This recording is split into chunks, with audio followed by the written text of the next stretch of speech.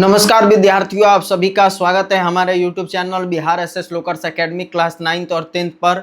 आज मैं आप लोगों को 10वीं कक्षा का हिंदी बुक का पहला अध्याय गद्यखंड भाग का श्रम विभाजन और जाति प्रथा पाठ का आज मैं आप लोगों को क्वेश्चन आंसर और ऑब्जेक्टिव क्वेश्चन कराने वाला हूं।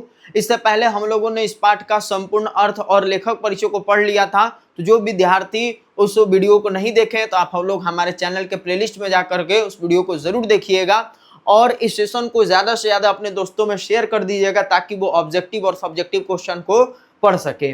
चलिए, तो हम लोग सबसे पहले क्या करेंगे, वस्तुनिष्ठ प्रश्न यानी ऑब्जेक्टिव क्वेश्चन को करेंगे। तो आज का हमारा पहला नंबर ऑब्जेक्टिव क्वेश्चन क्या है? तो पहला नंबर ऑब्जेक्टिव क्वेश्चन है कि श्रम विभाजन और जाति प्रथा पाठ के लेखक कौन है? तो श्रम विभाजन और जाति प्रथा पाठ के लेखक भीमराव अंबेडकर जी हैं। और याद रखिएगा कि श्रम विभाजन और जाति प्रथा पाठ है, ये क्या है, एक निबंध है, ठीक ना। चलिए अब हम लोग फटाफट से चलेंगे दूसरे क्वेश्चन पर। दूसरा क्वेश्चन क्या है भाई? दूसरा क्वेश्चन है कि बाबा साहेब भीमराव अंबेडकर का जन्म कब हुआ था? तो बाबा साहेब भीमराव अंबेडकर का जन्म 14 अप्रैल 1891 को महू मध्य प्रदेश में हुआ था। महू मध्य प्रदेश यानी एमपी में इनका जन्म हुआ था। इसके बाद बात करेंगे क्वेश्चन संख्या 3 का कि श्रम विभाजन और जाति प्रथा गद्य की कौन सी विधा है? तो ये कौन सी रचना है भाई? तो यह क्या है, एक निबंध है। तो ऑप्शन क्या हो जाएगा? सी हो जाएगा। इसी तरह बात करेंगे अगले क्वेश्चन पर कि बाबा साहेब भीमराव अंबेडकर का जन्म किस राज्य में हुआ था? तो इनका जन्म मध्य प्रदेश एमपी में इनका जन्म हुआ था। इसके बाद बात करेंगे क्वेश्चन संख्या 5 पर कि भीमराव अंबेडकर के विख्यात भाषण एनहिलेशन ऑफ कास्ट का हिंदी रूपांतरण किसने किया? तो हिंदी रूपांतरण किसने किया भाई? तो ललाई सिंह यादव ने किया था। ऑप्शन क्या हो जाएगा आपका? बी हो जाएगा। इसके बाद बात करेंगे क्वेश्चन संख्या 6 पर कि भारतीय संविधान के निर्माता किन्हें कहा जाता है? तो भारतीय संविधान के निर्माता मेरे भाई भीमराव अंबेडकर जी को कहा जाता है। ऑप्शन क्या हो जाएगा? सी हो जाएगा। क्वेश्चन संख्या 7 कह रहा है कि श्रम विभाजन और जाति प्रथा पाठ बाबा साहब के किस भाषण से संपादित अंश है? तो ये कहाँ से लिया गया है? तो एनहिलेशन ऑफ कास्ट से लिया गया है। तो ऑप्शन क्या हो जाएगा आपका? सी हो जाएगा। अगला क्वेश्चन है 8वां नंबर कि भीमराव अंबेडकर के मुख्यतः प्रेरक व्यक्ति कौन थे? तो प्रेरक व्यक्ति इनके कौन थे? तो 3 लोग थे। एक थे हमारे महात्मा बुद्ध थे, एक हमारे महात्मा बुद्ध थे, दूसरा हमारे थे ज्योतिबा फूले थे, और एक हमारे क्या थे, एक हमारे तीसरा नंबर जो व्यक्ति थे वो कबीर थे, कबीरदास थे। तो हमारे क्या हो जाएंगे? कबीरदास हो जाएंगे। तो यहाँ पर तीनों क्या हो जाएगा? उपयुक्त सभी हो जाएगा। तो ऑप्शन आपका डी हो जाएगा राइट आंसर, इसको याद रखिएगा। चलिए आगे हम लोग बात करेंगे। अगला क्वेश्चन 9 नंबर प्रश्न पर कह रहा है इसमें कि आदर्श समाज स्वतंत्रता, समानता, भ्रातृत्वता पर निर्भर होगा, किसने कहा? तो ये भीमराव अंबेडकर जी ने कहा था। उनके अनुसार आदर्श समाज क्या थे? जहां पर स्वतंत्रता हो, समानता हो और लोग अपने बड़े छोटे बंधनों में नहीं बंधे, सब लोग भाई भाई की तरह रहें। तो यह हमारा क्या होगा? ऑप्शन, इस प्रश्न का राइट आंसर क्या था? इस प्रश्न का राइट आंसर बी था। क्वेश्चन संख्या 10 पर हम लोग फटाफट से आते हैं। कह रहा है कि आधुनिक सभ्य समाज श्रम विभाजन को आवश्यक क्यों मानता है? क्यों मानता है भाई? तो कार्य कुशलता के लिए जो है मानता है। तो ऑप्शन क्या हो जाएगा? ए हो जाएगा। तो 10 प्रश्न अभी तक हम लोगों ने देख लिया। फटाफट से आप लोग भी कमेंट में बताइएगा कि 10 प्रश्न में से आप लोग को कितना प्रश्नों का जवाब मालूम था। चलिए अब हम लोग 10 के बाद क्वेश्चन संख्या 11 पर आते हैं कि भारत में बेरोजगारी का मुख्य कारण क्या है? तो जाति प्रथा है भारत में बेरोजगारी का मुख्य कारण। हम लोगों ने पढ़ा था, आप लोगों को याद पड़ रहा होगा कि जाति प्रथा भारत में बेरोजगारी का मुख्य कारण है। क्वेश्चन संख्या 12 कह रहा है कि समाज और राजनीति में बेहद सक्रिय भूमिका निभाते हुए अंबेडकर ने किनको मानवीय एवं अधिकार दिलाने के लिए अनेक प्रयास किए? तो किनके लिए? तो अछूतों, स्त्रियों और मजदूरों के लिए उन्होंने अथक प्रयास किया था। तो ऑप्शन डी हो जाएगा। क्वेश्चन संख्या 13 कह रहा है कि संविधान निर्माता अंबेडकर के अनुसार आदर्श समाज किस पर आधारित होना चाहिए? तो आदर्श समाज किस पर आधारित होना चाहिए? तो इन सभी पर होना चाहिए। स्वतंत्रता, समता और भ्रातृत्वता, इन तीनों पर आधारित होना चाहिए। क्वेश्चन संख्या 14 की बात करेंगे कि भीमराव अंबेडकर किस विडंबना की बात करते हैं? तो कहते हैं कि इस युग में जातिवाद के पोषकों की जो कमी नहीं है, यानी इस युग में भी जातिवाद के पोषक बरकरार हैं। बात करेंगे क्वेश्चन संख्या 15 पर कि अंबेडकर के अनुसार भाईचारे का वास्तविक रूप क्या होता है। तो दूध और पानी का मिश्रण, जैसे दूध में पानी मिला दिया जाए तो पता नहीं ना चलता है कि कितना दूध है कितना पानी है, तो वैसे ही भीमराव अंबेडकर भी बताते हैं कि भाईचारे जो है का वास्तविक रूप कैसा होना चाहिए, तो दूध और पानी के मिश्रण की तरह। आगे चलेंगे क्वेश्चन संख्या 16 पर कि लेखक भारत में बेरोजगारी का एक प्रमुख और प्रत्यक्ष कारण किसे मानते हैं। तो किसे मानते हैं भाई, तो जाति प्रथा को मानते हैं, तो ऑप्शन क्या हो जाएगा, बी हो जाएगा। बात करेंगे क्वेश्चन संख्या 17 पर कि जाति प्रथा को श्रम विभाजन मान लिया जाए, तो यह स्वाभाविक विभाजन नहीं है, क्योंकि यह मनुष्य की रुचि पर आधारित नहीं है। यह कथन किस पाठ का है, तो यह कथन हमारा श्रम विभाजन और जाति प्रथा पाठ का है, जो भीमराव अंबेडकर जी के द्वारा लिखा गया। हम लोगों ने पढ़ा भी था, तो याद रखना है हमें। बात करेंगे क्वेश्चन संख्या 18 पर कि बुद्धज एंड हिज धम्माज के लेखक कौन है, तो ये हमारे भीमराव अंबेडकर जी ही हैं, तो ऑप्शन सी हो जाएगा। बात करेंगे क्वेश्चन संख्या 19 पर कि हु आर शुद्राज किनकी रचना है, तो ये भी भीमराव अंबेडकर जी की ही रचना है, तो ऑप्शन सी हो जाएगा। बात करेंगे क्वेश्चन संख्या 20 पर कि अंबेडकर ने किनको मानवीय अधिकार व सम्मान दिलाने के लिए संघर्ष किया, तो ये ऑप्शन आपका तीनों हो जाएगा, तो ऑप्शन क्या होगा, ऑप्शन डी हो जाएगा, अछूतों, स्त्रियों और मजदूरों को। बात करेंगे अगले क्वेश्चन पर। अगला क्वेश्चन हमारा क्या है, 21 नंबर है। ये हमारा क्या था, 20 प्रश्न था, तो 20 प्रश्न हम लोगों ने देख लिया फटाफट से। अब हम लोग आगे जो है 21वां नंबर प्रश्न को देखेंगे, लेकिन उससे पहले आप लोग अगर इस सेशन को शेयर नहीं किया अपने दोस्तों में, तो फटाफट से शेयर कर दीजिए, और एक बार आप लोग लाइक भी कर दीजिएगा इस क्लास को, ताकि मुझे भी मोटिवेशन मिलते रहे और मैं भी आप लोगों को निरंतर पढ़ाते रहूं। क्वेश्चन संख्या 21 कह रहा है कि किनके प्रोत्साहन पर अंबेडकर उच्चतर शिक्षा के लिए न्यूयॉर्क गए थे, तो बड़ोदरा नरेश के जो है ना प्रोत्साहन पर ये उच्च शिक्षा के लिए कहाँ गए, न्यूयॉर्क चले गए। आगे हम लोग देखेंगे क्वेश्चन संख्या 22 को कि श्रम विभाजन और जाति प्रथा भाषण लाहौर के किस वार्षिक अधिवेशन या किस वार्षिक सम्मेलन के लिए तैयार किया गया था, तो 1936 के वार्षिक सम्मेलन के लिए तैयार किया गया था, लेकिन ये भाषण जो है दिया नहीं जा सका, तो ऑप्शन क्या होगा आपका ए हो जाएगा। क्वेश्चन संख्या 23 है कि भारत सरकार के कल्याण मंत्रालय में बाबा साहब अम्बेडकर संपूर्ण मांग में कितने खंडों में प्रकाशित हो चुकी है, तो 21 खंडों में प्रकाशित हो चुकी है, तो 23 का राइट आंसर क्या हो जाएगा, ऑप्शन सी हो जाएगा। ये थोड़ा सा हम भूल रहे हैं, एक बार मैं भी चेक कर लेता हूँ। हाँ बिल्कुल 21 खंड बिल्कुल सही है, बिल्कुल जवाब सही है। देखिए हम भी थोड़ा सा भूल रहे हैं, लेकिन ये नहीं कि गलत बताए हैं। मैंने पहले ही 21 आप लोग को बता दिया, लेकिन मुझे लगा कि कहीं मैं गलत नहीं न हूँ, इसलिए मैंने देख लिया, चेक किया।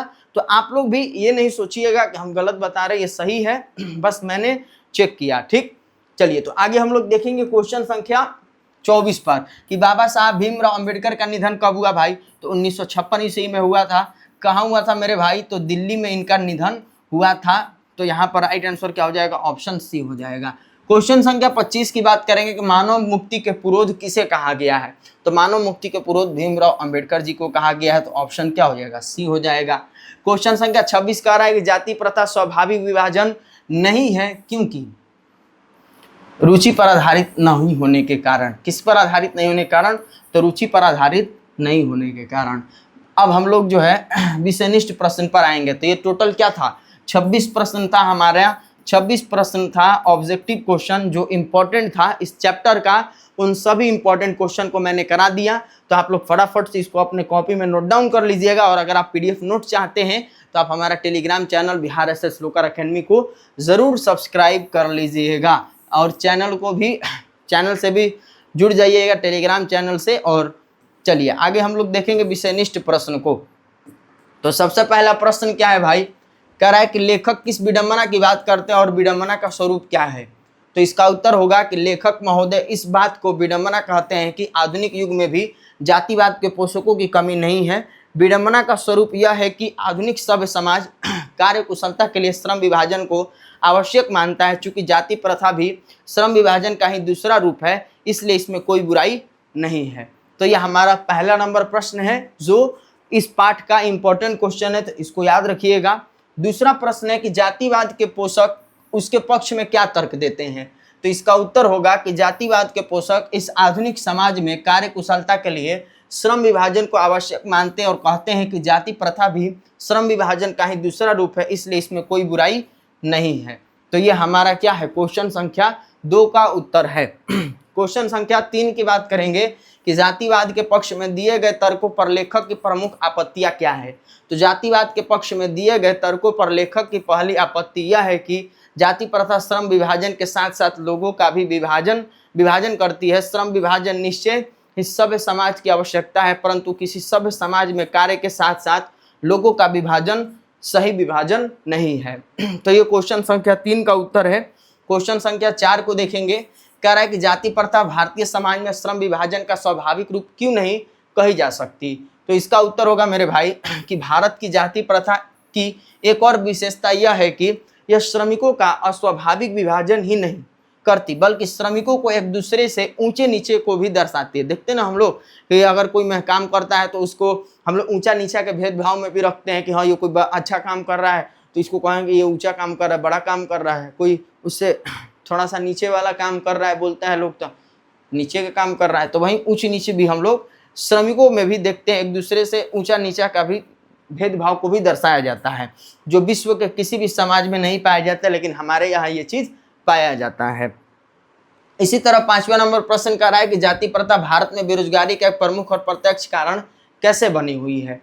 तो इसका उत्तर होगा कि भारत में जाति प्रथा लोगों को कोई भी ऐसा कार्य नहीं चुनने देती है जो उनके पूर्वजों ने नहीं किया हो। लोग अपने पूर्वजों का ही कार्य चुनते हैं, जिसके कारण जाति प्रथा भारत में बेरोजगारी का प्रत्यक्ष और प्रमुख कारण बनी हुई है। क्वेश्चन संख्या 6 पर आते हैं। कह रहा है कि लेखक आज के उद्योगों में गरीबी और उत्पीड़न से भी बड़ी समस्या किसे मानते हैं और क्यों। तो इसका उत्तर क्या होगा 6 नंबर प्रश्न का, तो ध्यान दीजिएगा। कह रहा है कि लेखक गरीबी और उत्पीड़न से भी बड़ी समस्या जाति प्रथा को मानते हैं, क्योंकि जाति प्रथा लोगों को उनके स्वभाव के अनुसार कार्य चुनने की अनुमति नहीं देती है। तो ये क्वेश्चन संख्या 6 है कि लेखक जो है आज के उद्योगों में गरीबी और उत्पीड़न से भी बड़ी समस्या किसे मानते हैं, तो किसको मानते हैं वो, तो जाति प्रथा को मानते हैं, क्योंकि जाति प्रथा जो है व्यक्ति को कार्य चुनने की अनुमति नहीं देती है। ये चीज हम लोग को ध्यान में रखना है। क्वेश्चन संख्या 7 की बात करेंगे कि लेखक ने पाठ में किन प्रमुख पहलुओं से जाति प्रथा को एक हानिकारक प्रथा के रूप में दिखाया है। तो इसका उत्तर होगा कि इस पाठ में लेखक ने कई पहलुओं से जाति प्रथा को एक हानिकारक प्रथा बताया है, जिससे आर्थिक और रचनात्मक पहलू सबसे प्रमुख मानी गई है। तो ये क्वेश्चन संख्या 7 है। क्वेश्चन संख्या 8 की बात करेंगे कि सच्चे लोकतंत्र की स्थापना के लिए लेखक ने किन विशेषताओं को आवश्यक माना है।